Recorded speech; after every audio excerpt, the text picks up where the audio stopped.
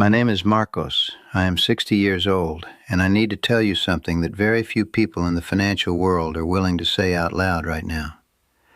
There is a quiet erosion happening to the savings of nearly every retiree in this country, and it is not making headlines. It is not crashing through the front page. It is not triggering alarms on your brokerage app. It is moving slowly, methodically, almost invisibly, and that is precisely what makes it so dangerous.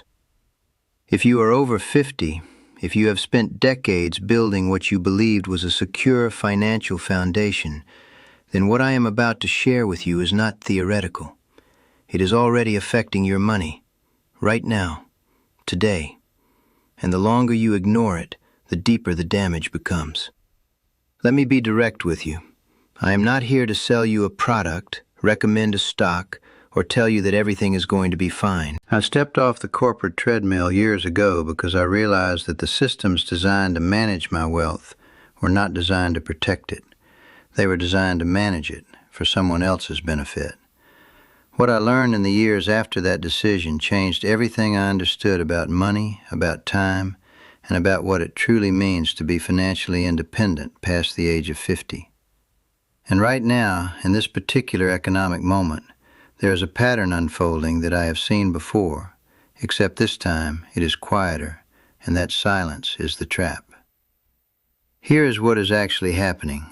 Inflation, as reported by official numbers, appears to be cooling. The headlines celebrate it. The talking heads nod approvingly. Central banks pat themselves on the back, and most retirees breathe a quiet sigh of relief, thinking the storm is past. But the storm has not passed. What has happened is far more insidious. The prices that rose during the inflationary spike, groceries, healthcare premiums, insurance, property taxes, utilities, those prices never came back down. They rose and they stayed.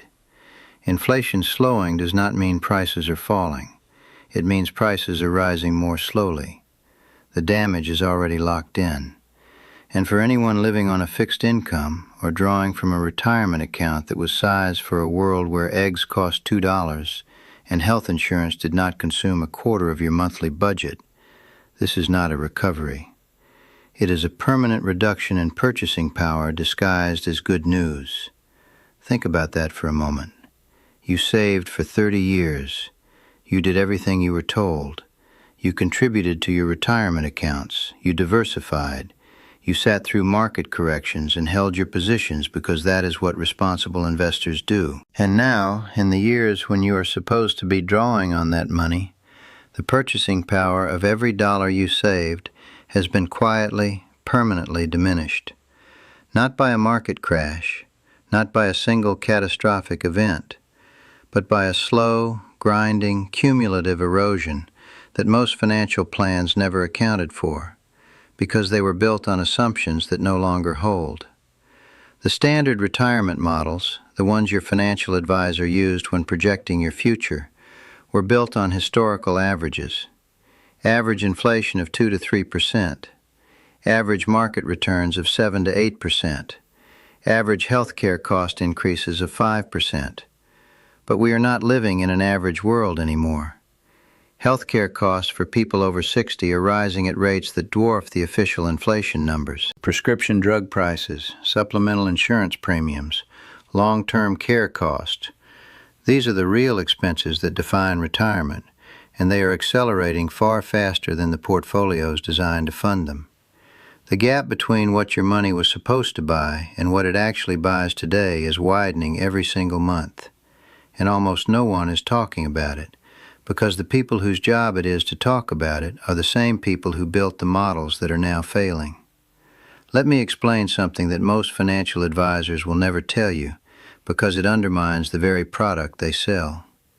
The traditional withdrawal strategy, the famous 4% rule, was developed in the 1990s based on historical market data going back to the 1920s. It assumed a 30-year retirement horizon, a balanced portfolio, and a relatively stable inflationary environment. None of those assumptions hold in the current reality. People are living longer, which stretches the withdrawal period. Healthcare costs are rising faster than general inflation, which distorts the spending model. And the sequence of returns, the order in which your portfolio experiences gains and losses, can devastate a retirement account in ways that average returns never reveal. If you retire into a down market and begin withdrawing 4% immediately, you are not just losing money. You are selling assets at depressed prices to fund your living expenses, and those assets never get the chance to recover. The math is merciless. Two retirees with identical portfolios, identical withdrawal rates, but different sequences of returns can end up in radically different financial positions 10 years later, one comfortable, one desperate. And the 4% rule accounts for none of this with the specificity your life actually demands. This is the quiet thing that is happening. It is not one dramatic event. It is the compounding of multiple slow-moving forces: sticky inflation, rising healthcare costs, outdated withdrawal models, interest rates that punish conservative savers, and a financial advisory industry that is structurally incentivized to keep you calm rather than keep you informed. Your savings are not collapsing. They are being slowly, steadily outpaced by the real cost of living in your 60s and 70s. And the traditional tools, savings accounts, bonds, conservative mutual funds, are returning less than the rate at which your expenses are growing. That is not safety. That is a slow bleed disguised as prudence. I want you to understand something about the financial advisory industry, because it is directly connected to why this quiet erosion goes unaddressed. Most financial advisors are compensated through fees based on assets under management. That means their income is tied to how much of your money they manage, not to how well your money performs relative to your actual needs. When they tell you to stay the course, to remain invested, to avoid making emotional decisions, that advice is not wrong in a general sense, but it is incomplete. It does not account for the fact that your cost of living is rising faster than your portfolio is growing. It does not account for the fact that a 2% management fee on a portfolio earning 5%, in a world where your real expenses are rising at 6 or 7%, means you are falling behind every single year. The advisor is fine. Their fee is paid regardless. But your purchasing power is quietly shrinking, and the calm reassurance you are receiving is, in many cases, a carefully packaged form of inaction. I am not telling you to fire your financial advisor. I am telling you to stop outsourcing your financial awareness. There is a difference between delegating management and abdicating responsibility. Too many people in our generation handed over their financial lives to professionals and then stopped paying attention.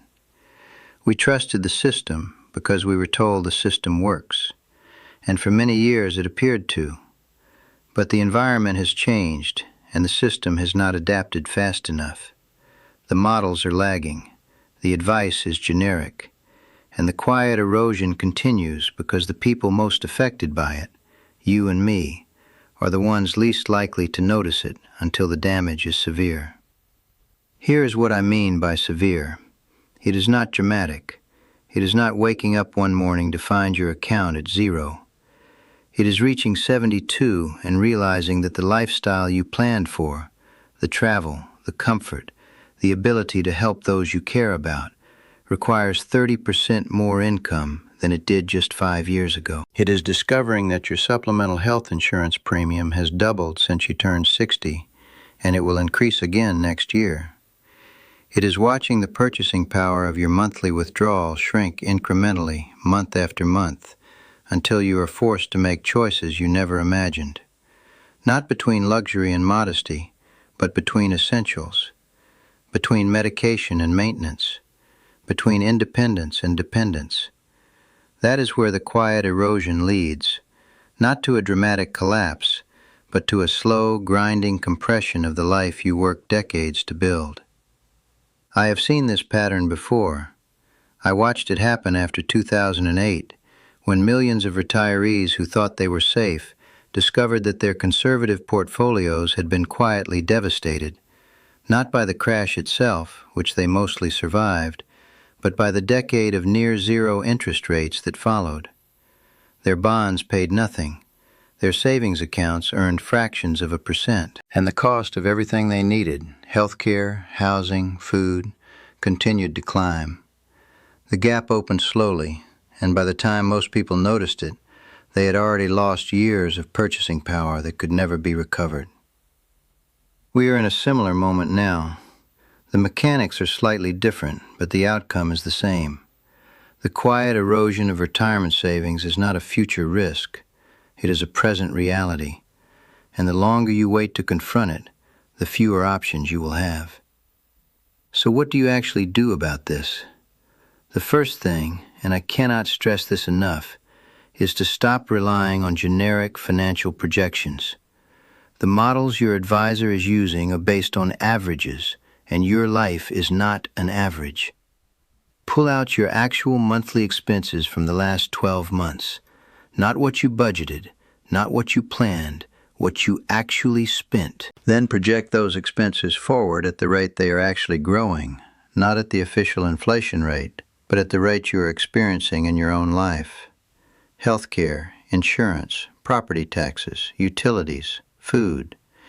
If you do this exercise honestly, you will almost certainly discover that your expenses are growing faster than your portfolio, and that the gap is larger than you thought. That awareness alone is worth more than any financial product anyone can sell you, because it is the foundation of every real decision you will make from this point forward. The second thing is to fundamentally rethink what safety means in your portfolio. For decades, we were told that as we age, we should move into more conservative investments, more bonds, more cash equivalents, fewer stocks. And there is logic to that. Reducing volatility matters when you are drawing down. But in an environment where inflation is sticky and real returns on conservative assets are negative, being too conservative is not safe. It is a guaranteed loss in slow motion. You need to find the balance between managing short-term volatility and maintaining long-term purchasing power. That might mean keeping a larger allocation to equities than traditional models suggest. It might mean exploring assets that provide inflation-adjusted income streams. It might mean restructuring your withdrawal strategy entirely, taking less in strong years, building a cash buffer for down years, and never blindly following a fixed percentage rule that was designed for a different economic era. The third thing, and this is perhaps the most important shift of all, is to stop treating retirement as a purely financial problem. The quiet erosion I am describing is not just about numbers. It is about identity. It is about agency. It is about whether you spend the next 20 years reacting to a system that is slowly failing you, or whether you take control and build something that actually works for your life. I stepped away from the corporate world not because I had enough money to stop working. I stepped away because I realized that the traditional model, work for 40 years, save, then spend down, was a trap. It was designed to keep you productive for as long as possible and compliant for the rest. The real wealth engine is not your portfolio. It is your ability to think clearly, to adapt, to create value, and to make decisions based on reality rather than comfortable fictions. Every person over 50 has accumulated something that no financial model can quantify. Decades of experience, judgment, relationships, and expertise. The question is whether you are deploying those assets or letting them sit idle while your financial assets quietly erode. I am not talking about going back to a 9-to-5 job. I am talking about finding ways to generate income, create value, or reduce expenses that leverage what you already know. Consulting, advising, building something small but meaningful, monetizing expertise that younger people will pay for because they cannot get it anywhere else. The economy does not value you less because you are 60. The corporate world might, but the economy is far broader than any single employer. The skills and knowledge you carry are assets that do not depreciate with inflation. They appreciate with application. There is something else happening quietly that I want you to be aware of because it connects directly to the erosion of your savings.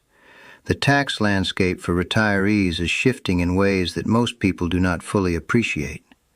When you spent decades contributing to tax-deferred accounts, you were told you were saving on taxes. But you were not saving. You were deferring. And now, as you enter the withdrawal phase, every dollar you pull out is taxed as ordinary income. If tax rates rise, and given the fiscal trajectory of most Western governments, that is not a question of if, but when, then the effective value of your retirement savings decreases further. You saved in a lower tax environment, and you are spending in a higher tax environment. The purchasing power hit is real, and it compounds on top of the inflationary erosion already eating away at your accounts. Very few financial advisors model this accurately, because accurate modeling would make the picture uncomfortable, and uncomfortable pictures do not retain clients. I want to be clear about something. I am not trying to frighten you. Fear is not useful. What is useful is clarity. Clarity about where you actually stand. Clarity about the forces that are acting on your money right now. Clarity about the difference between what you were promised and what is actually being delivered. The financial industry sells comfort. It sells reassurance. It sells the idea that if you follow the plan, everything will work out. And for some people it will. But for a growing number of retirees, the plan is failing.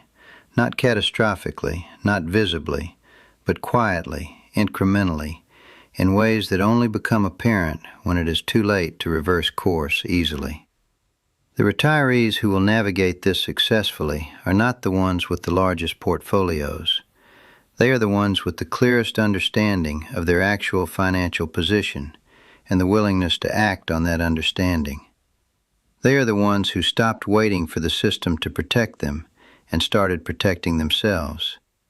They are the ones who recognize that the rules changed and adapted accordingly, rather than clinging to strategies designed for an economy that no longer exists.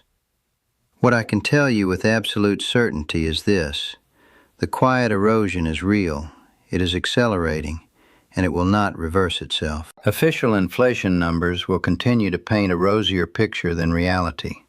Financial advisors will continue to recommend patience, and the gap between what your money should buy and what it actually buys will continue to widen.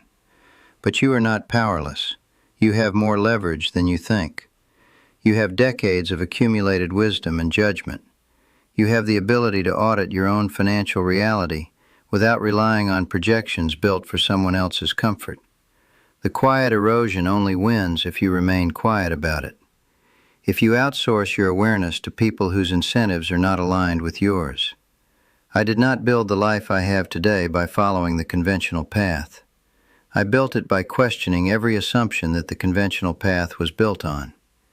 I built it by recognizing that the greatest risk in my 60s was not market volatility, it was complacency. The belief that what worked before would continue to work. The assumption that the institutions managing my money had my best interests at heart. The comfortable fiction that doing nothing was the safe choice. Doing nothing is never the safe choice. It is a choice, and it has consequences. The only question is whether you make that choice consciously or by default. Something quiet is indeed happening to every retiree's savings right now. The question is not whether it is happening to yours. It is. The question is what you are going to do about it starting today, not tomorrow, not next quarter, not when the market corrects or the economy stabilizes or your advisor finally calls with a new recommendation. Today. Because the erosion does not wait. It does not pause for your convenience. It compounds with every month you delay, and it forgives nothing. You have spent decades building something. Do not let it be quietly dismantled by forces you chose not to see. Open your eyes, run your own numbers, challenge every assumption. And remember this, the people who protect their wealth in times like these are never the ones who waited for permission. They are the ones who moved first, moved deliberately, and never confused comfort with safety. That is the difference between those who thrive in their 60s and 70s and those who merely survive. And you did not work this hard, sacrifice this much, and come this far to merely survive.